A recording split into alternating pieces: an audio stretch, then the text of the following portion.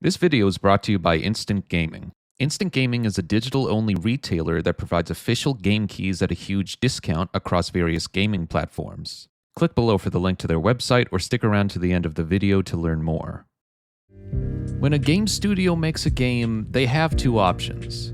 First, and most popular, they can license a video game engine created by some other company, like Unreal Engine, or second, the game studio can use an internal engine. Though less popular, there is a great risk-reward to using an internal engine. For example, it could be cheaper since you don't have to pay licensing fees, but on the other hand, it usually is more complex and can cause development problems.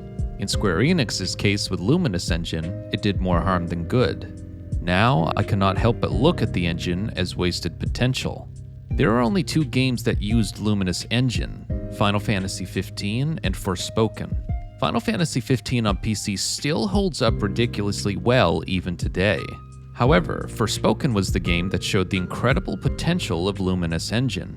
Though initially releasing with bad performance and technical issues, the last patch of Forspoken vastly improved performance. In that latest version of the game, it constantly hit or stayed very close to its FPS targets, a miracle this day and age. Specifically, the internal resolution of the game was surprisingly high, with the 4K quality mode averaging near 1600p, while the 60fps performance mode averaged near 1080p. For comparison's sake, let's look at current games on one of the industry's most popular engines, Unreal Engine 5.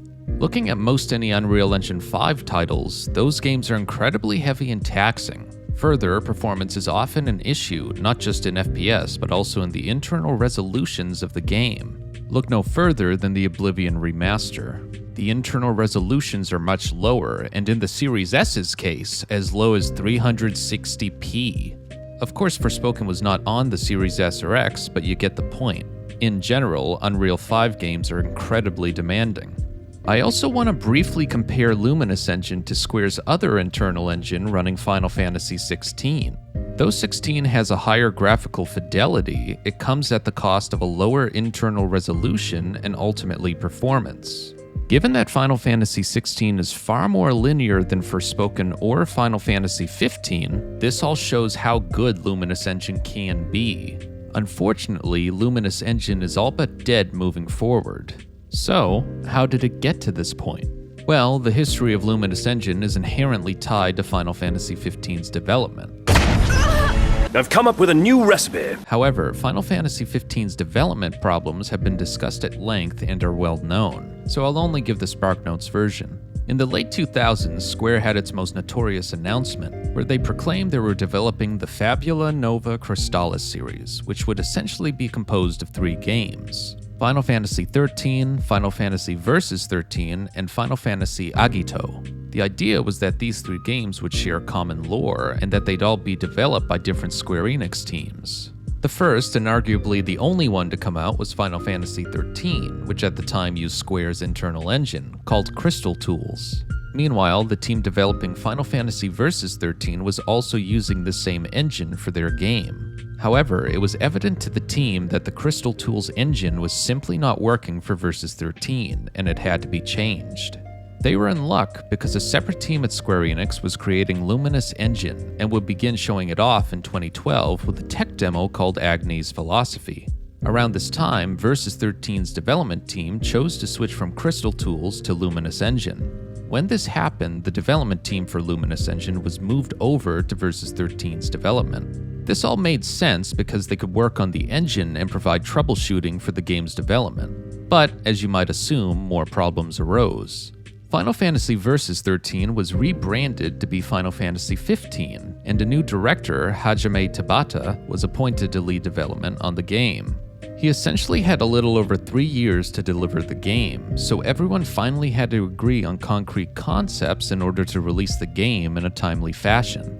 One such concept was that the game was going to be an open world. However, no one knew if Luminous Engine would be able to make an open world game. Additionally, the developers of Luminous Engine were still learning how to work with the engine. With internal engines, there can be a lot of complex problems. If Luminous Engine was not designed to be open world, the developers would need to figure out how to optimize the game and engine to work well enough for a smooth gameplay experience, figuring out level of detail issues, assets, etc. Tools and workflows would also need to be created from scratch for everything Final Fantasy XV uses. Further, having an internal engine means solving problems and issues is up to the development team to figure out, as no one else would know how the engine works. Amazingly, it was decided that they would move forward with the open world design and that the developers would learn as they go.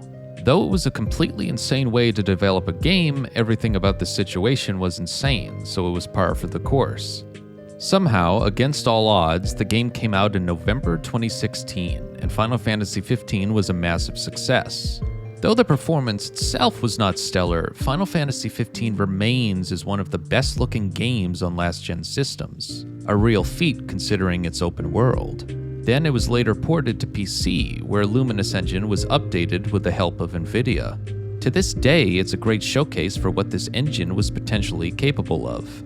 Though never outright stated, it's clear everyone knew that the engine could not be widely used at the company, likely because it was too difficult and convoluted to use. I know this because after Final Fantasy XV, their other development teams did not use Luminous Engine. Final Fantasy VII Remake used Unreal Engine 4, a licensed engine. Final Fantasy XVI used its own different internal engine, while other smaller dev teams used a variety of other engines. Unfortunately, if any other team was going to use Luminous Engine, then they would have needed to be taught by the Luminous Engine developers, and it likely was not feasible given the size of the company and multiple different studios. So, in 2018, Square reorganized Final Fantasy XV's development team, known as Business Division 2, into its own subsidiary company called Luminous Productions. As you can guess, they were the ones to continue using Luminous Engine and would use it for their next game, Forspoken. It's the biggest piece of dog shit. Now, most people know how this game turned out. The marketing for the game did it no favors. Yeah, okay, that is something I do know. And the reviews for it ranged anywhere from bad to mediocre. Unsurprisingly, the game was a complete flop and was a huge loss for Square Enix as it cost over $100 million to develop. Following this, Square Enix made the decision to dissolve Luminous Productions and reorganize the team back into Square. Because of this, Luminous Engine is all but gone. It's unclear exactly how it played out, but many developers on the team likely got laid off, as a $100 million game flopping means layoffs are almost guaranteed. This, combined with the Luminous Engine team being disbanded, means it will essentially be impossible for a new team to learn and use the Luminous Engine. More telling, Square itself seemed to have already decided Luminous Engine was not the future before Forspoken released. I believe this because Square pulled about 1/3 of Luminous Productions' team from working on Forspoken over to working on Final Fantasy XVI.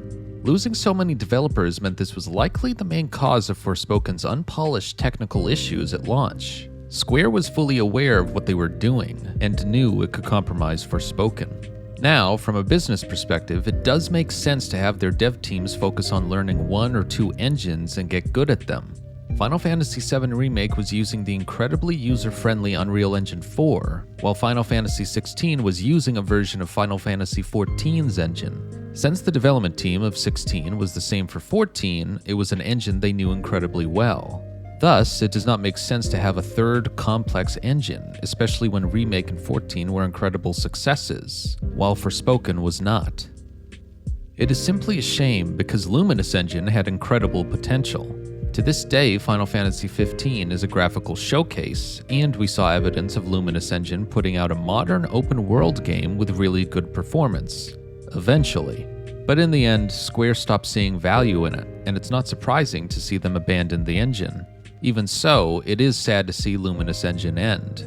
With proper support and management by Square, Luminous Engine could have been their engine of the future, one that was revered just like Decima or RE Engine. Alas, it was not.